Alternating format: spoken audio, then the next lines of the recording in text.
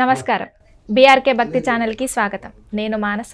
ఈరోజు మనతో పాటు ఉన్నారు ప్రముఖ ఆధ్యాత్మికవేత్త, జ్యోతిష పండితులు, professor and doctor Mullapudi Satyanarayana Murthy garu. గురువుగారిని అడిగి విశ్వవాసు నామ సంవత్సరంలో 12 రాశుల వారికి ఎలా ఉండబోతుందో గురువుగారిని అడిగి తెలుసుకుందాం.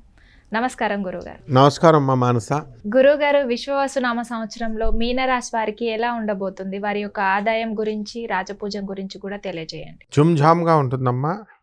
వీళ్ళకి బ్రహ్మాండంగా ఉంటుంది. విశ్వావసునామ సంవత్సరము సకల సంపదల్ని ఈ మీనరాశి వారికి ఇస్తుంది. ముందుగా ఈ మీనరాశి వారికి ఏలినాటి శని ప్రభావంలో ఉన్నారు. ఆదాయ వ్యయాలు మనం చెప్పుకున్నప్పుడు ఆదాయం 5, వ్యయం 5గా ఉన్నాయి.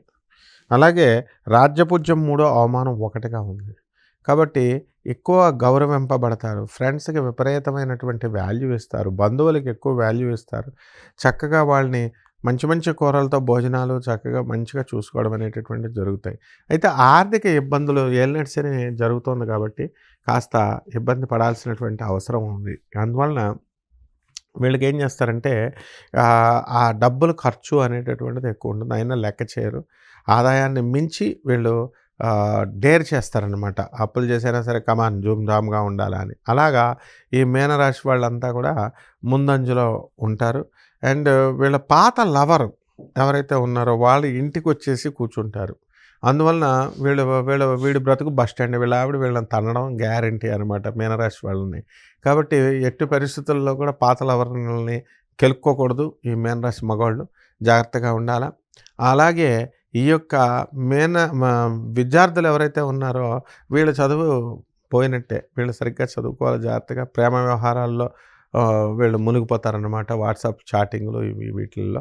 కాబట్టి విద్యార్థులంతా కూడా దీని మీద ఏకాగ్రత పెట్టాలి. అలాగే రైతులు కూడా వ్యవసాయం సరిగ్గా చేయలేరు. చేసినప్పటికీ కూడా చక్కటి ఈ పంట అనేటటువంటిది పండించలేకపోతారు. ఒకవేళ పండించినా కూడా వీళ్ళు ఏం చేస్తారంటే ఈ లాభాలు చేతికి రామన్నమాట. కాబట్టి ఈ విధంగా ఈ యొక్క మీనరాశి వారికి వృత్తి, వ్యాపార, ఉద్యోగ విషయాల్లో ఆదాయానికి ఏం కొదవలేదు. అండ్ వర్క్ ఫ్రమ్ హోమ్ చేస్తున్నటువంటి వాళ్ళంతా కూడా మేము ఆఫీస్కి వస్తాంరా నాయన అన్నా సరే నువ్వు ఇంటి నుంచే చేయని ఇంకా మీకు ఫెసిలిటీసు, ఆఫర్లు వీళ్ళకి రావడం అనేటటువంటిది చాలా జాగ్రత్తగా జరుగుతుంది. అలాగే వీళ్ళు పిల్లల నుంచి సంతోషము అనేటటువంటిది బాగా వస్తుంది వీళ్ళకి. పిల్లలు సక్సెస్ అనేటటువంటిది చేస్తారు స్కూళ్ళల్లో కానీ, కాలేజీల్లో కానీ. వాళ్ళని చూసిన తర్వాత వీళ్ళకి కాస్త మనశ్శాంతి అనేటటువంటిది ఒక విధంగా జరుగుతుంది. ఇకపోతే మీనరాశి వాళ్ళకి ఏంటంటే అనవసరమైనటువంటి వాగ్వివాదం తల్లిదండ్రులతో చేయడం, ముఖ్యంగా తల్లితో చేయడం అనేటటువంటిది జరుగుతుంది. దీన్ని ఒకటి వీళ్ళు సరి చేసుకోవాలా. అలాగే ఈ మీనరాశి వాళ్ళకి మనకి ఏమవుతుందంటే పంచమంలో ఉన్నటువంటి కేతుగ్రహ ప్రభావం వలన కుటుంబంలో కాస్త తీవ్రత, కాస్త సీరియస్నెస్ అనేటటువంటిది రావడానికి అవకాశాలు ఉంటాయి. కాబట్టి ఈ విషయంలో వీళ్ళు జాగ్రత్తగా ఈ మీనరాశి వారు చూసుకోవాలా. ఇక నూతనంగా ఆస్తులు కొనుక్కోవడాలు, తర్వాత ఇళ్ళు కొనుక్కోవడాలు, స్థలాలు కొనుక్కోవడాలు ఇలాంటివన్నీ కూడా ఉంటాయన్నమాట. అవన్నీ కూడా వీళ్ళ కోరికలన్నీ తీరుతాయి. కానీ కొంచెం అధికమైనటువంటి శ్రమ చేయడం వల్ల వీళ్ళు ఈ మీనరాశి వాళ్ళంతా కూడా సక్సెస్ అనేటటువంటిది అందుకోవడానికి అవకాశాలు ఉంటాయి. అదేవిధంగా వ్యాపారాల దగ్గరకు వచ్చేసరికి ఈ మీనరాశి వారు ఇనుము వ్యాపారం జోలికి వెళ్ళకూడదు. ఎలక్ట్రానిక్స్ వ్యాపారము, ఎలక్ట్రికల్ షాపుల జోలికి వెళ్ళకూడదు వీళ్ళు.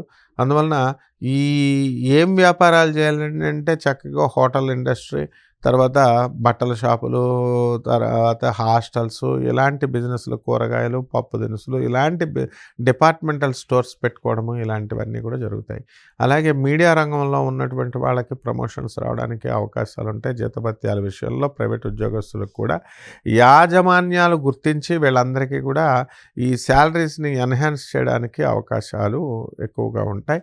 అలాగే ఉద్యోగరీత్యా వీళ్ళు అంతా కూడా ఇతర రాష్ట్రాలకి, ఇతర దేశాలకి వెళ్ళడానికి అవకాశాలు ఉంటాయి. మీనరాశి వాళ్ళు ముఖ్యంగా శత్రుపీడ అనేటటువంటిది పోగొట్టుకోవడం అనేటటువంటిది జరుగుతుంది. ఇక ఈ కొత్తగా ఈ ప్రభుత్వ ఉద్యోగాల కోసం, ప్రైవేట్ ఉద్యోగాల కోసం వెళ్తున్నటువంటి వాళ్ళకి సక్సెస్ రేట్ అనేటటువంటిది చాలా తక్కువగా ఉంది.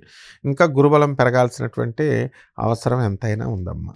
ఈ రాశి వాళ్ళు ఎలాంటి పరిహారం చేసుకోవాలంటారు? ఈ రాశి వారికి ఏలినాటి శని జరుగుతుంది కాబట్టి శని జపం చేసుకోవాలా, శని స్తోత్రాలు చదువుకోవాలా. శనికి కిలోంపావు నల్ల నువ్వుల్ని, నల్లని వస్త్రాన్ని ఇచ్చి పేద బ్రాహ్మణులకి శనివారం నాడు ఉదయం 8 గంటలకి దానం చేసుకోవాలా. అలాగే దశమహావిద్యల్లో ఒకటైనటువంటి మహాకాళి అమ్మవారి యొక్క హోమాన్ని వీళ్ళు ఇళ్లల్లో జరిపించుకోవాలా. అలాగే రావి చెట్టు ఒకదాన్ని సెలెక్ట్ చేసుకొని ఆ రావి చెట్టుకు శనివారం నాడు చక్కగా ఈ బకెట్ నీళ్లు పోయాలా. నీళ్లు పోసి చక్కగా ఓం శనేశ్వరాయ నమః, ఓం రాహవే నమః అనేటటువంటి మహామంత్రాలతో వాళ్ళు ప్రదక్షిణలు చేయడం ద్వారా శనివారం 108 ప్రదక్షిణలు చేయాలి. మిగతా వారాలు వాళ్ళ ఇష్టం అన్నట్టు మిగతా రోజుల్లో ఈ విధంగా చేసుకుంటే సరిపోతుందమ్మా. ఓకే గురుగారు, చాలా చక్కటి వివరణ ఇచ్చారు. ధన్యవాదాలు. ధన్యవాదాలమ్మా.